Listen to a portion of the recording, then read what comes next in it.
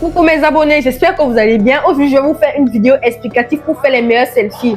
Pour être séduisant et sexy. Toujours sourire. Mais Féfé, c'est quoi dans cette maison? Toujours sourire, faites des bisous. Eh, m'écoute pas. Mais je te demande, c'est quoi dans cette maison avec ces vidéos par... C'est 32 vidéos en une journée? C'est quoi? Tu veux créer une chaîne télé dans cette maison? Non, tonton, mes abonnés, en plus mes abonnés m'attendent. Tes abonnés t'attendent. Et pendant ce temps, tes devoirs, ça prend de la poussière, non? Non, tonton, les réseaux sociaux ne sont juste pas des bêtises. Ça peut être un outil très puissant. Utile, puissant. Quand tu vas payer ton école dans cette maison, je pourrais considérer que c'est un outil puissant. Ok? Attends un peu. Utile, puissant avec ce genre de vidéo où vous dansez avec un chat, ou vous croquez dans un citron.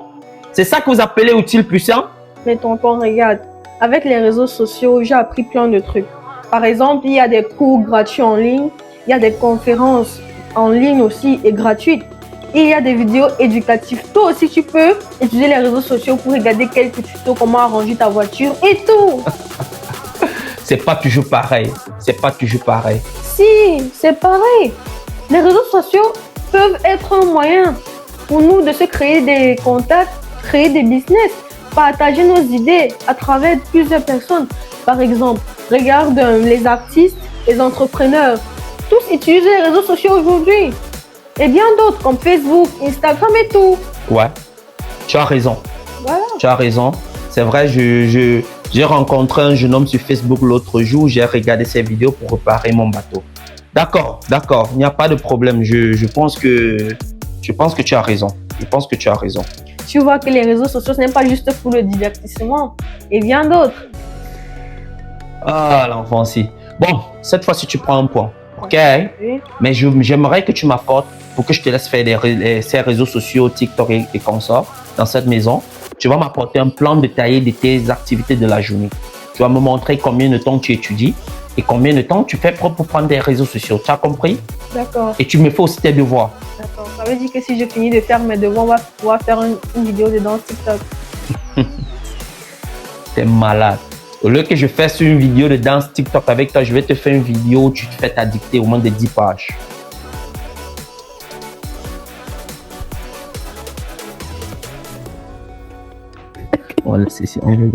Salut les amis, aujourd'hui vous êtes face à une vidéo où nous allons présenter les avantages et les inconvénients plus ou moins des réseaux sociaux aujourd'hui.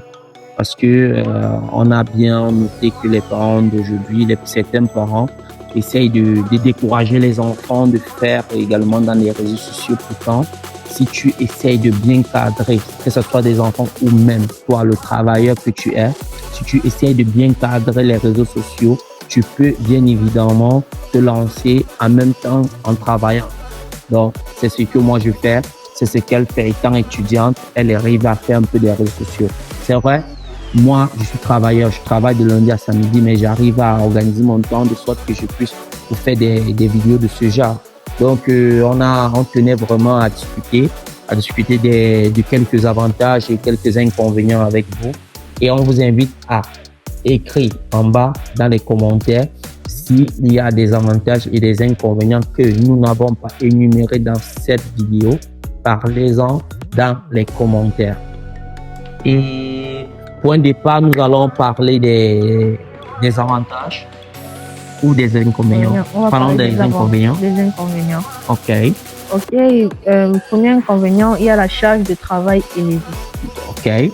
Ah, la charge de travail élevée parce que au niveau YouTube, peu importe et tout. Facebook et tout, ça prend du temps. En fait. Ça prend du temps, oui. Comme vous pouvez remarquer comme premier inconvénient, c'est plus, ça semble banal, mais gérer des comptes Facebook, YouTube, c'est s'intégrer vraiment des réseaux sociaux, c'est pas chose banale, c'est pas chose facile à faire. Ça demande vraiment du temps, ça demande vraiment, parce qu'il y a la charge, la partie où prendre des vidéos, la partie où monter des vidéos, et la partie où communiquer avec sa communauté en fait.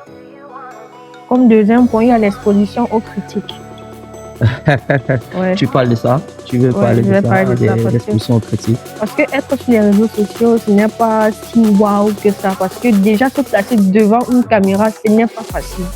Ce n'est pas du tout facile. Donc, critiquer, on ne refuse pas que vous critiquez, mais faites pour vous, comme ça on va aussi voir si vous êtes capable.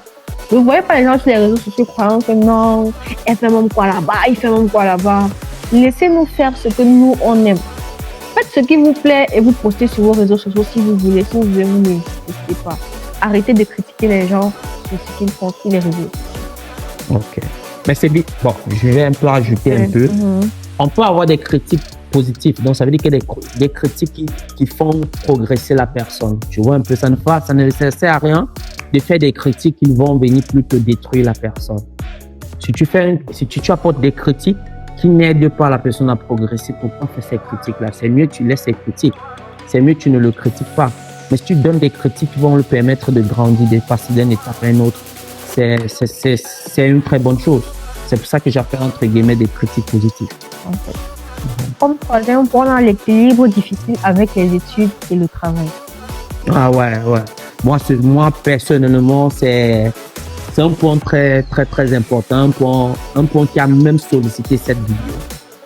Parce que je me suis rendu compte en travaillant que parfois tu vas sortir peut-être très tôt le matin à 6 heures, tu vas rentrer peut-être à 18 h, 19 h, mais tu vas te mettre au travail à monter, à travailler sur le projet des vidéos et tout. C'est pas chose facile. Je vous assure, ça a été la première des choses que j'ai notées quand j'ai commencé, quand nous sommes lancés dans les réseaux sociaux, en fait. Et je pense que cela peut aussi impacter parfois bon, moi, comme je fais les études et tout, ça peut parfois impacter, mais si c'est que je m'organise bien, je vais pouvoir gérer les deux en même temps.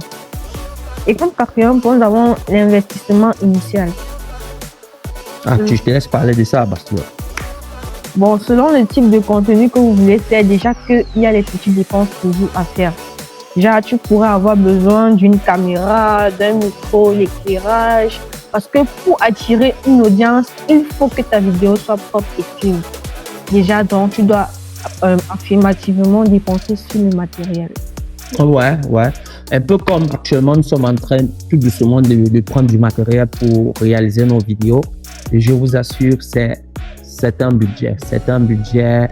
Plus quand tu veux progresser, quand tu veux arriver à faire des vidéos de qualité, on te demande vraiment, quand le matériel de bonne qualité coûte cher. Mais il est toutefois évident qu'on peut commencer avec un truc très bas et progressivement, comme nous, acquérir du matériel de haute qualité en fait.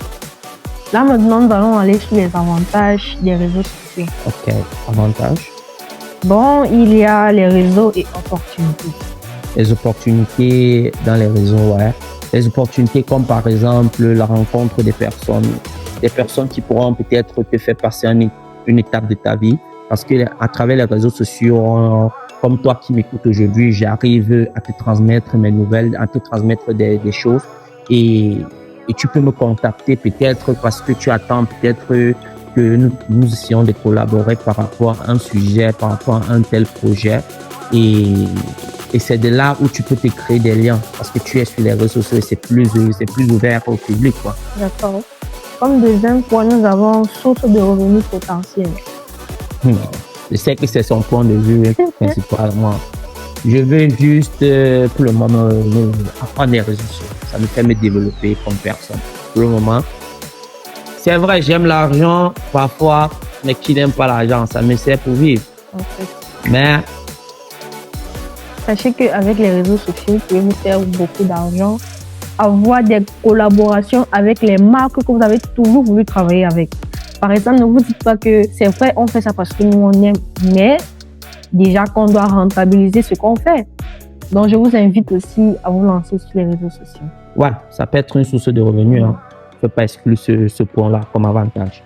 Ça peut être une source de revenus. Avec le temps, plus tu travailles, plus tu arrives à avoir des abonnés, plus tu arrives à créer du contenu qui pourrait satisfaire, attirer les téléspectateurs. Et à un moment donné, tu pourrais avoir des collaborations, des personnes qui pourront venir vouloir faire de la publicité à travers ta chaîne.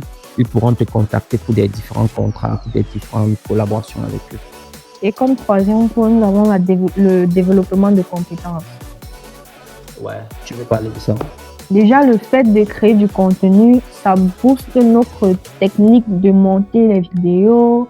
Donc, ceux qui font peut-être informatique, nous, on n'a plus besoin d'aller à l'école pour faire informatique. Déjà que ça nous développe psychologiquement.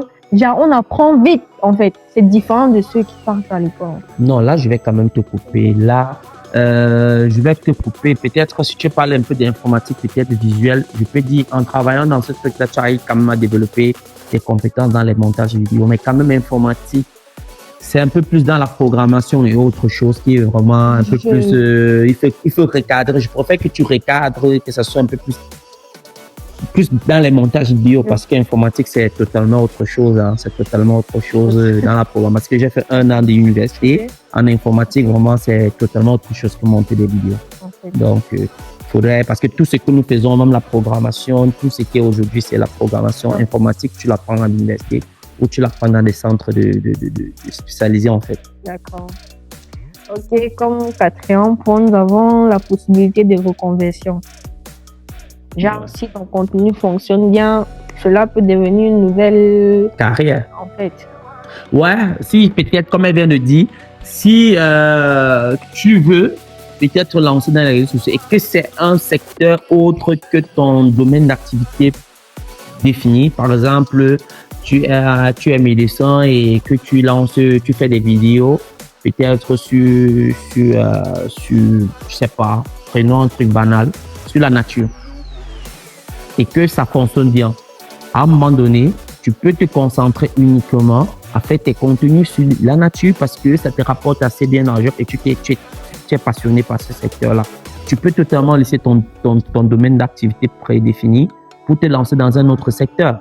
C'est un peu ça où on dit le développement des compétences. En travaillant ça, on développe d'autres compétences qu'au départ, on n'avait pas. C'est bon avec les avantages. Donc, je pense que nous sommes arrivés à la fin de cette vidéo et nous vous invitons à vous abonner pour nous donner un peu plus de force et que nous puissions créer d'autres contenus qui pourront nous aider et vous aider à même temps. Vraiment, abonnez-vous. Et soyez patient pour persévérer sur les réseaux sociaux. Ciao.